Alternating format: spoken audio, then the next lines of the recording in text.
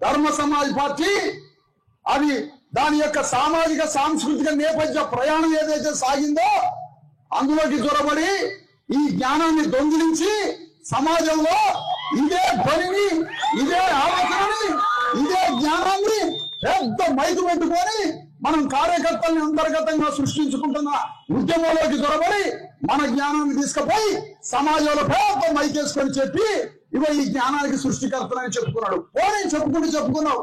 జ్ఞానాన్ని ఎవరైనా దొంగిలించవచ్చు, జ్ఞానాన్ని ఎవరైనా అనుసరించవచ్చు, తీసుకపోవచ్చు.